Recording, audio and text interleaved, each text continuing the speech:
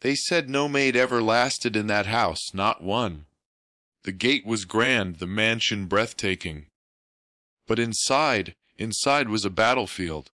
At the heart of it was Madame Rose, beautiful, polished, and deadly with her words. She slapped without warning. She yelled without mercy, and her insults could cut deeper than a whip. She had broken 9 maids in 6 months. Some ran away crying. Some left before morning. One jumped the back fence barefoot. Then Naomi walked in, dark skin, quiet, carrying nothing but a nylon bag and the fire in her eyes. She wasn't there to run. She wasn't there to please. She had a sick daughter, nothing left to lose, and a weapon Madame Rose had never faced before. What Naomi did in that house didn't just change her life. It broke the unbreakable Madame Rose. The mansion on Bishop Adme Drive, Banana Island, was the kind of place people slowed down to stare at. A towering black gate, a flawless driveway. Cars so polished they caught the sun like mirrors. But past that perfect exterior, the air was heavy. The staff moved like shadows. The cleaner avoided eye contact. Even Mama, a chef who had once cooked for presidents, measured every step as though afraid to disturb the silence. That silence had a source. One person, Madame Rose Richards. Some called her Madame Ice, others Madame Perfection. And when she passed, older staff muttered a name in hushed tones, one they dared not say aloud in her presence. At 33, Madame Rose looked like she had stepped out of a fashion magazine, tall, fair-skinned, and always dressed like she had a red carpet waiting, even if she was only going to the garden. Her perfume lingered long after she left the room, her words even longer. She didn't just give instructions, she commanded. She didn't just discipline. She struck with a slap or a sentence sharp enough to leave invisible wounds. In this house, her opinion was law, and in just half a year, 9 maids had walked out under that same black gate. Some in tears, some in silence, one without her shoes. The house itself wasn't the problem. The work wasn't the problem. The problem was her. Madame Rose. She was Mr. Famey Richards' second wife. The first had died many years ago, leaving a silence in the mansion that was never truly filled. Mr. Famey Richards was a man who carried power like a second skin, almost 60, with silver streaks in his hair, 2 thriving oil companies, and more houses than most people owned pairs of shoes. People spoke his name everywhere. Of course they did. But what they whispered about the most was the maids until Naomi arrived. Nobody said hello. Nobody asked her name, because they were tired of learning names that changed every week. The housekeeper simply pointed to a mop and muttered, "Start with the marble floors. Madam is coming downstairs." Naomi didn't argue. She tied her scarf, picked up the mop, and began to work. She had one reason for being there. Her daughter Deborah in and out of the hospital. The bills were piling high, threatening to drown her. Naomi whispered to herself, "Just endure it. Even if they insult you, endure it. 3 months, that's all for Debbie." She was still wiping the center rug when she heard it. Click, clack, click, clack. Heels, sharp ones, then silence. Naomi looked up, and there she was, Madame Rose, standing at the top of the stairs in a wine-colored silk robe, holding a cup of tea like she owned the whole world. She looked Naomi up and down, then at the mop, then at the water bucket beside her, and without saying a word, she tipped the bucket over. The water splashed across the clean tiles. Naomi gasped, stepping back. Madame Rose came close, eyes cold. "This is the 3rd time this week someone blocks my walkway. I'm not in the mood. Clean it now." Naomi didn't speak. She bent down, picked up the mop again. Her slippers were soaked, but she kept cleaning. From the hallway, the housekeeper whispered under her breath, "She won't last. She looks too soft." But what nobody knew was this: Naomi had buried her pride long ago. She had cleaned homes where they treated her worse. She had begged in hospitals for her daughter's life. She wasn't soft. She was silent fire. The next morning, Naomi woke up before 5:00 a.m. She swept the front yard, cleaned the glass doors, and mopped the sitting room again. This time with less water, no splash, no mistakes. She didn't come to joke. By 6:30 a.m., she was in the kitchen washing plates beside Mama Ron, the cook. "You woke up early," Mama Ronk said, surprised. Naomi smiled gently. "I'm just trying to do my work. Just be careful. This house, it's not by early morning. Oh, it's by surviving Madam's mouth." Right on cue, they heard the slippers. Soft, controlled, angry. "Madam." Rose entered the kitchen with a silk robe tied tight around her waist and her phone in her hand. "Where's my lemon water?" she asked sharply. Mama Ronky rushed forward. "I was just about to. I wasn't asking you." She cut in, turning her gaze to Naomi. Naomi wiped her hand and bowed slightly. "I'll get it now, Ma." Madame Rose narrowed her eyes. "Room temperature. Not cold, not warm, just right. Do you understand?" "Yes, Ma. Because if I take one sip and my throat feels like it entered sauna, you will regret your life." Naomi nodded. "Yes, Ma." She picked a glass, poured water from the dispenser, and carefully added 2 slices of lemon. She walked slowly, steady hands, quiet feet up the marble stairs to Madame Rose's room. She knocked. "Ma, your water." "Come in." The room was spotless. Gold curtains, perfume bottles shining on a dresser. A small white dog sat on the bed like royalty. Naomi placed the tray gently on the side table. Madame Rose didn't say thank you. She took the glass, sipped, paused. Naomi's heart beat fast. Then Madame Rose smirked. "You're lucky," she said. "You got it right." But just as Naomi turned to leave, Madame Rose spoke again. "There's a stain on the bathroom sink. I hate stains." "I'll clean it now, Ma." As Naomi entered the bathroom, her eyes caught a faint rust stain on the sink, likely from someone's ring. Without hesitation, she reached for the cleaning spray and began to scrub gently, careful, and focused. Then, thud! Her shoulder brushed a perfume bottle. It wobbled. She caught it just in time, her breath hitching. A quiet sigh of relief escaped her lips. But when she turned around, Madame Rose was standing by the doorway, arms folded. Without a word of warning, she walked forward and slapped Naomi hard across the face. Naomi's head turned with the force. "You're clumsy," Madame Rose said coldly. "I don't like clumsy people." Naomi's eyes burned, but she didn't cry. She bowed her head and whispered, "I'm sorry, Ma." Then gently, she picked up the perfume bottle and placed it back in perfect line with the others, hands trembling, spirit steady. "You'll clean the guest room next," Madame Rose said, already sinking into her bed, phone in hand. "And iron the bed sheet while it's on the bed. I don't like rumples." Naomi nodded again. "Yes, Ma." As she left the room, Mr. Famey was standing in the hallway. Gray beard, neatly ironed, a calm face. He had heard everything. Their eyes met. He didn't speak, but Naomi could see it. That small flicker in his eyes. Pity. But she didn't need pity. She needed that salary. She walked past him without a word and went straight to the guest room. Because in Naomi's heart, one thing was clear. She would not leave. Not until her daughter could live. By the third day, everyone in the house was watching.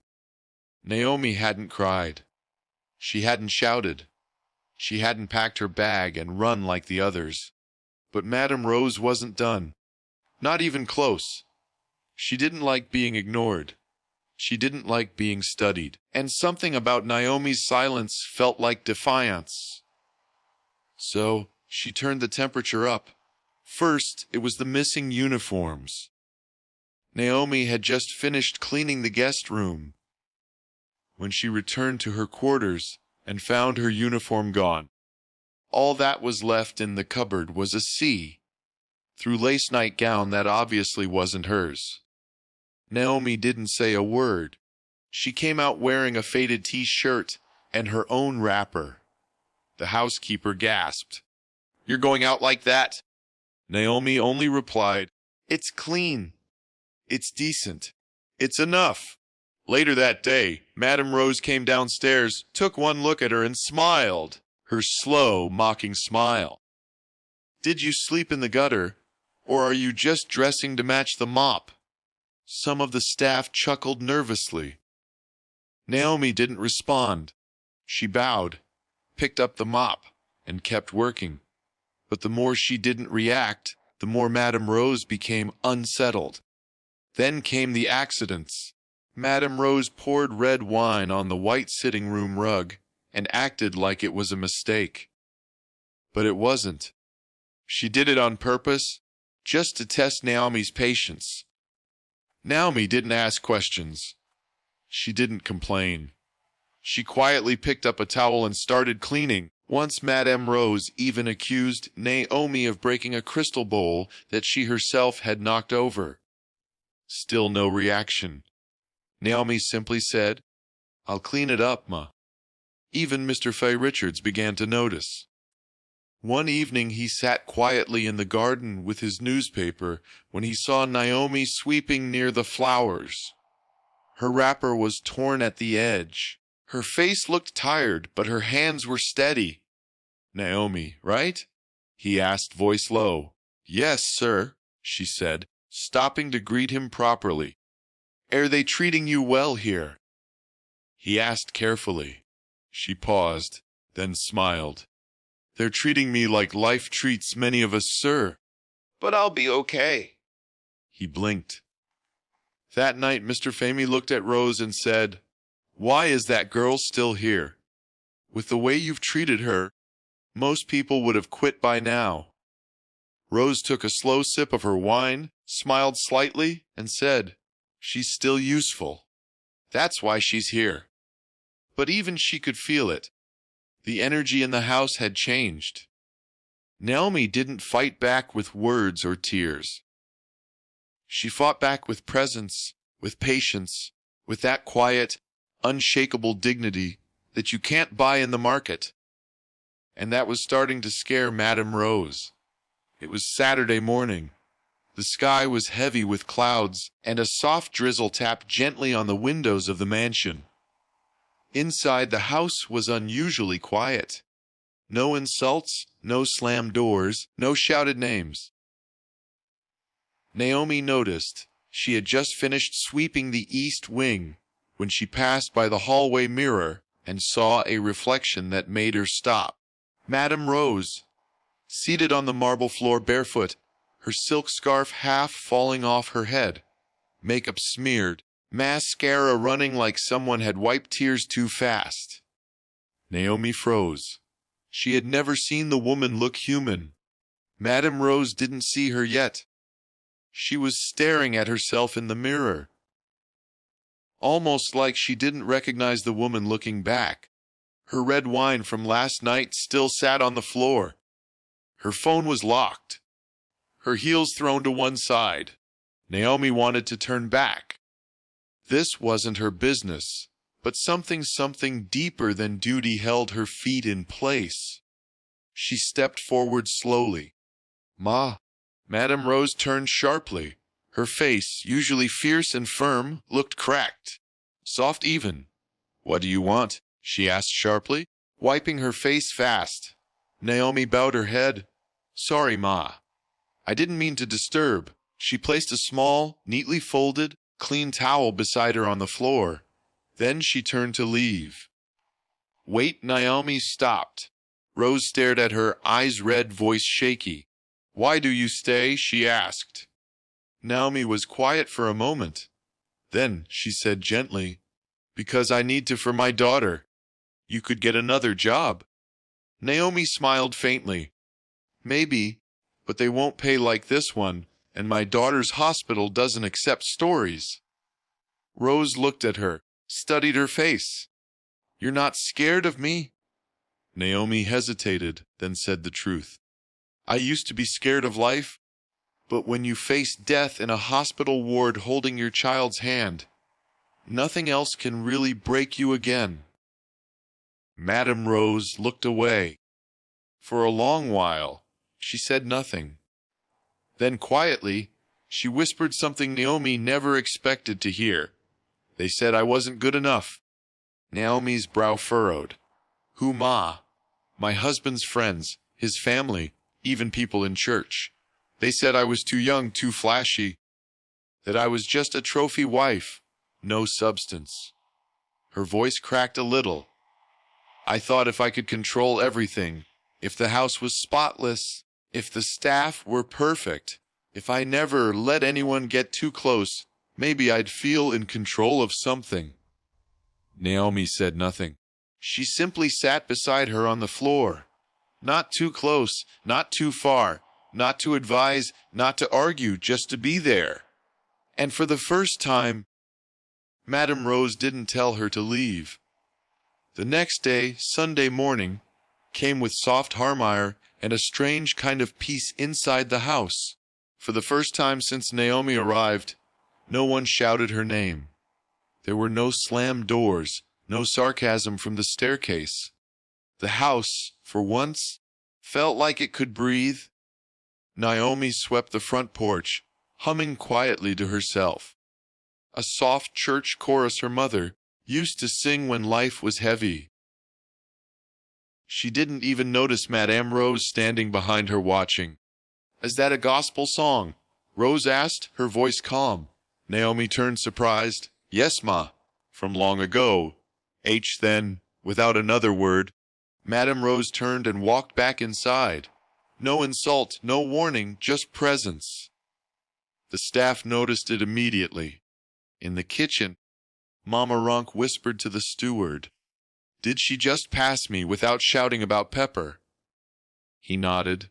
She even said, "Good morning." The gateman Musa asked Naomi that afternoon, "What didn't you give Madame Chop?" She smiled this morning. Naomi smiled faintly.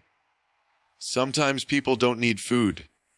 They just need someone not to leave. That evening, something strange happened. Naomi entered the master bedroom with a cup of tea. The usual routine. But this time, Madame Rose was not on the phone. She wasn't giving instructions or fixing her nails. She was sitting by the window, holding a small framed photo of Mr. Famie Richards and his late first wife. Her expression was unreadable. Naomi placed the tea gently on the side table. "Thank you," Madame Rose said quietly. Naomi froze. It wasn't just that she said thank you. It was how she said it. Like someone letting go of a heavy load. "You're the first maid that didn't try to impress me." She added after a moment, "You just did the work." Naomi spoke softly. "I'm not here to impress Ma. I'm here to survive." Rose looked at her again properly this time. "You've been through a lot, haven't you?" Naomi smiled sadly. "So has everyone, Ma. Some just hide it better." Madame Rose nodded slowly. Then to Naomi's shock, she said, "Tomorrow, take the day off. Visit your daughter. I'll pay for the transport." Naomi's eyes widened. "Ma, you heard me. Go and see her. Come back by evening." Naomi blinked. It had been 3 weeks since she saw her child. She hadn't asked for time off because she was too afraid. "Thank you," she whispered, her voice almost breaking. Madame Rose turned back to the window. "Don't thank me. Just don't stop being you." The next morning, Naomi stood at the gate of the mansion holding a small white envelope. Inside it, 20,000 naira wrapped in tissue folded neatly. Madame Rose had placed it beside her breakfast tray, with a note that read for transport, and whatever she might need. Naomi's hands trembled holding it. It wasn't just about the money. It was the kindness, soft, quiet, almost shy. She boarded a kiki from Ikoi to Surur, then a bus to the hospital in Masha where her daughter Deborah had spent the last 2 weeks under quiet observation. Deborah was 9, slim, gentle. Her heart condition made her fragile, but her smile was sunlight on the hardest day. When Naomi entered the ward, Deborah looked up. Mommy. Naomi rushed to her and knelt beside the bed, holding her close. My baby, I missed you. They sat together for a while, Naomi gently feeding her pap and telling her stories, not of pain, not of struggle, but of hope. Then Naomi pulled out a small, cheap, but colorful hair ribbon she'd bought from the road. See what I got you. Deborah grinned. Mummy, you said you'll bring me home when you get money. Is it soon? Naomi paused. She held Deborah's tiny hand and whispered, very soon, my love. God is helping us. Just hold on. What she didn't know was that Madame Rose had called her driver to quietly check where she went, not out of suspicion, but curiosity. When the driver returned, he simply said, she went to the hospital in Surul. The daughter is there. The nurses know her. Madame Rose didn't respond. She just nodded, then went back into her room. That night, while brushing her hair at her dressing table, she stared into her mirror. For a long time, she thought of Naomi's quiet face, of the way her hands shook slightly when she served tea, of the way she never complained of her daughter, sick yet smiling. She thought of herself, of the woman she had become, of the things she never said sorry for. And then she cried, not loudly, just 2 tears, silent, but they were the first in years. Monday morning came like any other. Sunlight filtered through the long white curtains. The kitchen buzzed softly as Mama Rank stirred stew in the pot. But something had shifted, like the air itself had exhaled. For the first time in weeks, Naomi walked into the house without that weight on her shoulders. She had held her daughter again. She had seen her smile, and somehow she had seen a different side of Madame Rose. As she tied her apron and picked up her broom, the housekeeper walked past and stopped. You really came back?" she asked, surprised. Naomi smiled. "I said I would." From upstairs, Madame Rose's voice called out, but softer this time. "Naomi, come please, please." Everyone in the house paused like someone hit a remote control. Naomi went up to the master bedroom, heart steady. Madame Rose sat at her vanity, brushing her hair. "You're back early," she said, not looking up. "Yes, Ma. I left the hospital by 6:00 a.m. There was a pause. Then Rose turned, holding a white envelope. "This is for Deborah's medication." Naomi blinked. "Ma, don't argue. Just take it." She handed her 50,000 naira in cash. Naomi's hands shook. She opened her mouth, but nothing came out. Madame Rose looked away, almost uncomfortable. "You said something that day," she said, "about how life can break you until nothing scares you anymore." "Yes, Ma." "Well, I think I've been fighting the wrong people." Naomi looked at her gently. "Pain makes us do things, Ma, but it doesn't have to make us cruel." That sentence hung in the air like perfume, soft, lingering. Later that afternoon, Madame Rose walked into the kitchen and called Mama Ronki by name. The old cook nearly dropped her wooden spoon. "Yes, Ma, your stew smells nice." Madame Rose said, What leaf did you use today? Mama Ronk stammered. Just scent leaf and crayfish. Ma. Madame Rose nodded. It's good. Thank you. The staff couldn't believe it. The silent fear that used to hang in the house like heavy fog. It was lifting. Even Mr. Fay Richards noticed that evening. As he sat in the living room reading his newspaper, he watched his wife pass by. No shouting, no insults, no icy glares. Then he looked at Naomi, who was carefully wiping down the glass table. He folded his paper and said, "Thank you." Naomi? Naomi looked up surprised. "Sir, for staying," he said. "You've done something no one else could." Naomi smiled faintly, bowed, and kept cleaning. But her heart was full. Because in that moment she realized something. She didn't just come to clean a house. She came to clean pain. And she had done it one silent day at a time. 2 weeks passed, and in those 2 weeks, the house changed completely. No shouting, no broken glass, no walking on eggshells. Staff began to smile again. The gardener sang while trimming the hedges. Mama Ronky even made puff puff for everyone on Friday morning, the first time in 6 months. But the biggest change was in Madame Rose. She no longer barked orders. She said please. She said thank you. She didn't just walk past Naomi anymore. She waited to ask how her daughter was doing. And then, one Thursday evening, she did something nobody could have imagined. She called Naomi into the living room. "Dress well tomorrow," she said. Naomi frowned. "Ma, you're following me somewhere." "Where?" "To my women's luncheon."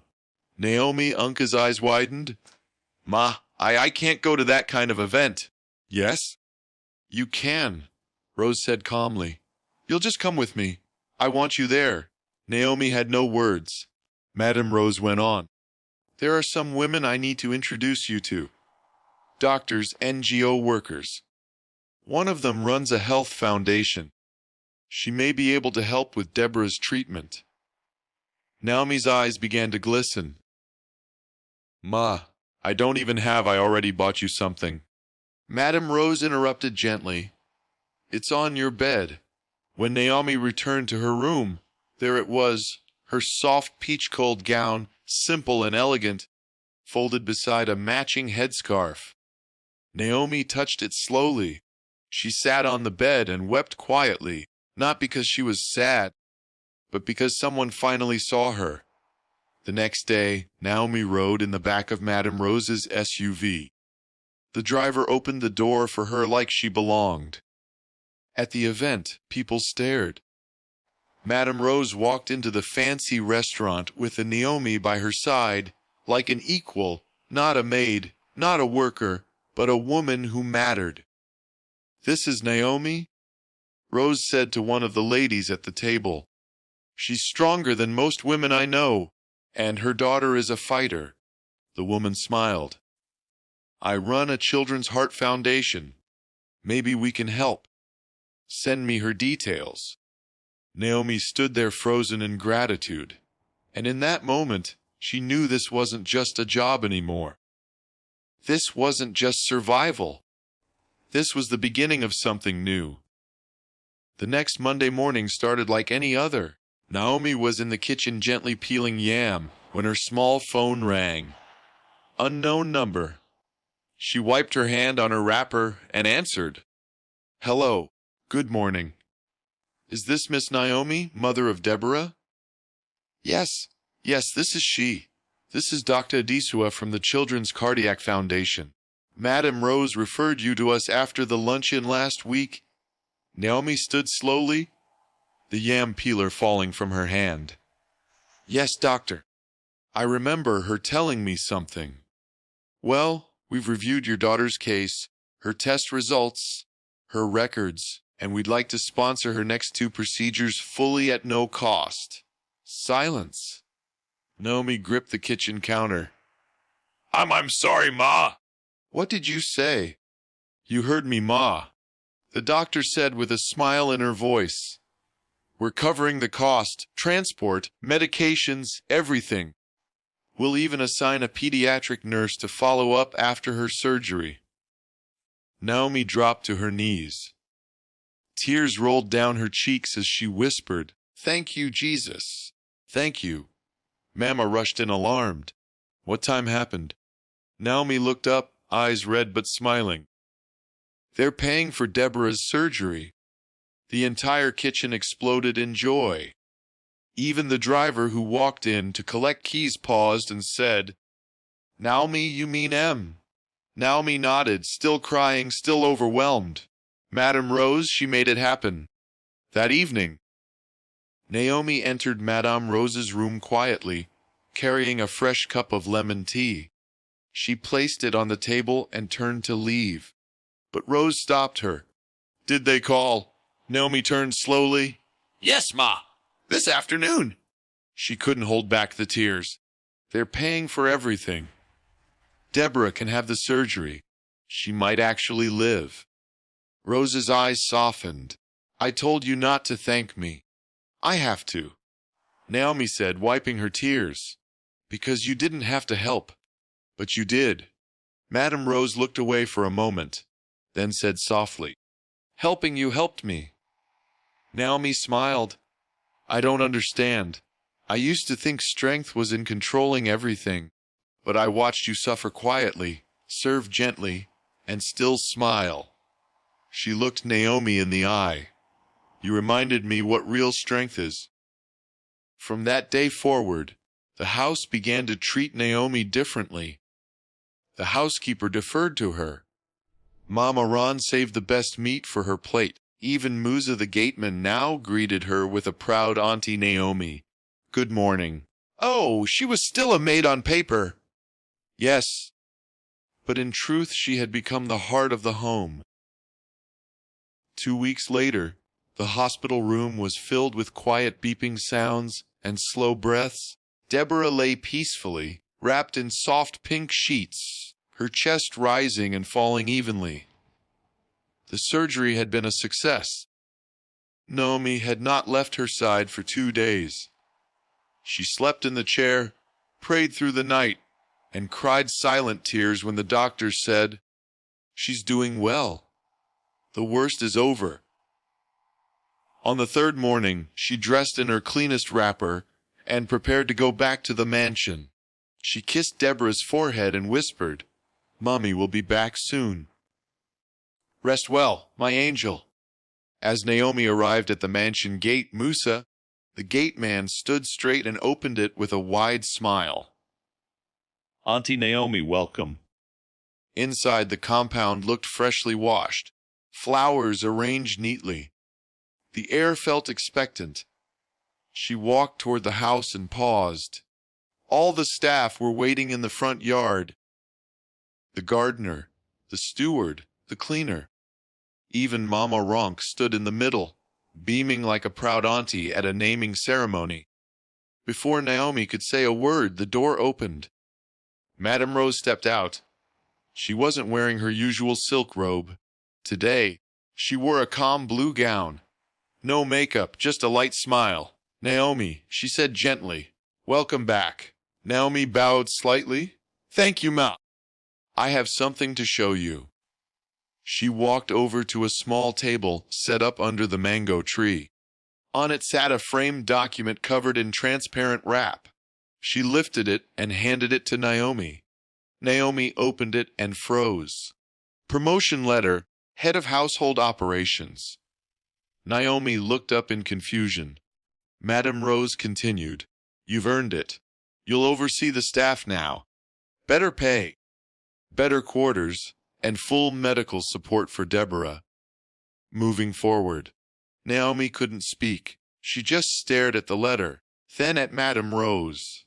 "Why me, Ma?" she finally asked, voice trembling. "Because you did what no one else could," Rose replied. "You didn't just clean the house, you cleaned the air, the fear, the pain." She paused. "And you stayed even when I gave you every reason to leave." Naomi covered her mouth, her eyes full.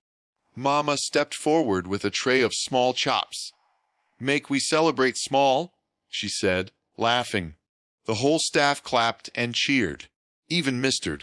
Famie Richards came downstairs to shake Naomi's hand. "You have done well, Naomi. Thank you for bringing peace to my home." Naomi couldn't stop the tears anymore. But this time, they weren't tears of pain. They were tears of honor. Naomi had never lived in anything like the new staff quarters before. The small room she used to share with brooms and buckets was gone. Now she had a space of her own, clean, painted with a small fan that worked and a soft mattress that didn't dip in the middle. But what touched her most wasn't the new quarters. It was the way people looked at her now. Not as the maid, not even as the survivor, but as the woman who brought peace. Every morning the staff greeted her first. The housekeeper asked for her opinion. Even Musa, the gate man, stood straighter when speaking to her. But the biggest shift was Madame Rose. She no longer shouted. She no longer snapped. She started asking Naomi about Deborah's health, her schooling, even her favorite colors. But one night, something deeper happened. Naomi was in the kitchen packing leftovers when Madame Rose entered quietly. No makeup, no slippers, just her robe and bare feet. "Do you have a minute?" she asked. Naomi nodded. They walked together to the back patio. The moon was bright. Crickets sang softly in the garden. Then Rose said, "Do you know I was once a housemaid too?" Naomi turned sharply. "Ma, I was 13, Rose said, her voice distant. "My mother died." My father. Well, he wasn't the father type. I ended up in a rich man's house in Enugu. His wife hated me. She didn't hit me. She didn't even insult me out loud. But she made sure I felt like a stray dog. Naomi's heart sank. I told myself one day I'd be the madam, that I'd never be weak again, that nobody would ever treat me small. She looked away, shame flickering in her eyes. I became strong, cold, sharp. I thought that was power. But when I met you, I saw something else. Naomi listened quietly. You reminded me of the girl I buried, the girl who cried quietly while cleaning someone else's floor. You didn't fight with pride. You fought with patience.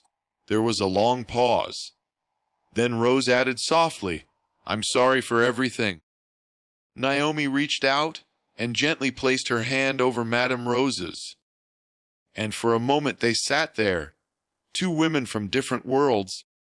Bound by pain, softened by understanding, Naomi whispered, "Sometimes God doesn't take us through fire to burn us.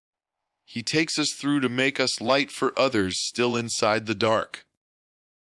Madame Rose nodded, tears quietly sliding down her cheek. She didn't wipe them. She let them fall because this time they were healing her. It was a bright Friday morning when Deborah came home. Naomi stood at the gate, her hands shaking with joy as the taxi pulled in.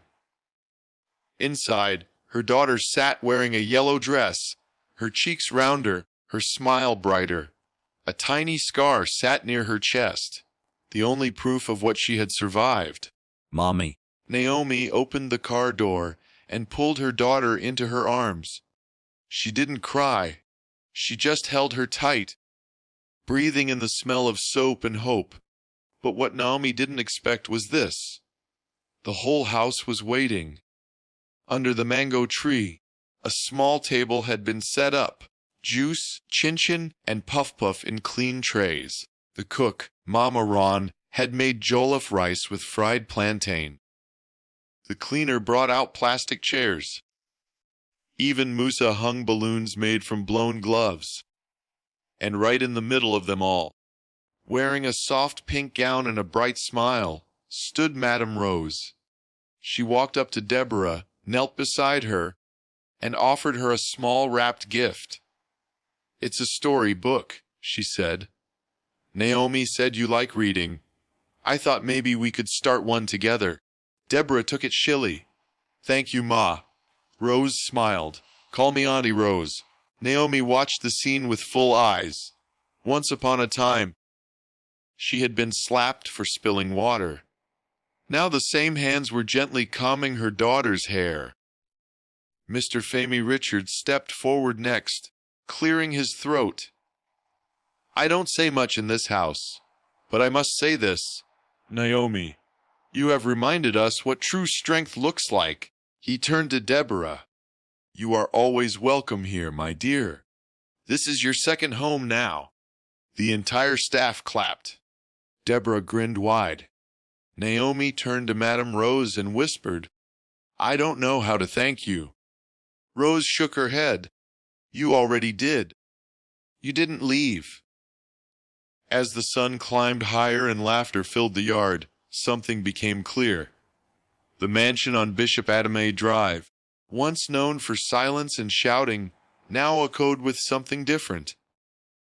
Joy, family, light, and it all started because one woman didn't give up. Weeks passed. Deborah started getting stronger. She laughed more, ate well. Sometimes she followed Naomi to the mansion, sitting quietly with a book while her mother worked. The house had changed. The cold marble floors now echoed with small footsteps and laughter. The walls that once held fear now held warmth. And Madame Rose, she changed the most. She started teaching Deborah how to fold napkins and water the garden. She smiled more, listened more, and every now and then she'd sit with Naomi under the mango tree. No title, no pride, just woman to woman. One evening, as the sun painted the sky gold, Naomi sat with Deborah in her lap, humming softly while peeling oranges. Madame Rose stepped out with 2 cups of zobo and handed one to Naomi. Then she said something that would stay with Naomi forever. You know, the day I slapped you, I was sure you'd leave like the others. I wanted you to. I couldn't stand anyone seeing who I really was underneath all the pride. Naomi looked at her gently, and now Rose smiled. Now I thank God you didn't leave. She took a sip, then added, You weren't just a maid in this house. You were the mirror I was too scared to look into, and the comfort I never knew I needed. Naomi wiped a tear from her cheek and whispered, And you gave my daughter a second chance at life. I'll never forget that. As the evening breeze swayed the trees and laughter echoed from the kitchen, Naomi closed her eyes and breathed in the peace. She had come to this house with nothing but pain, silence, and a nylon bag. Now she had respect, she had honor, she had hope, and she had become the woman no one could forget. Not because she fought, not because she shouted, but because she stayed. And in staying, she healed. Sometimes the strongest people don't make noise. They don't throw fists or raise their voices. They simply stay. And in staying, they change everything. If you were touched by Naomi's story, let us know in the comments. Where in the world are you watching from? And don't forget to subscribe to Folk Tales by Olivia for more emotional, dramatic, and unforgettable stories. Until next time, stay kind, stay strong, and keep watching.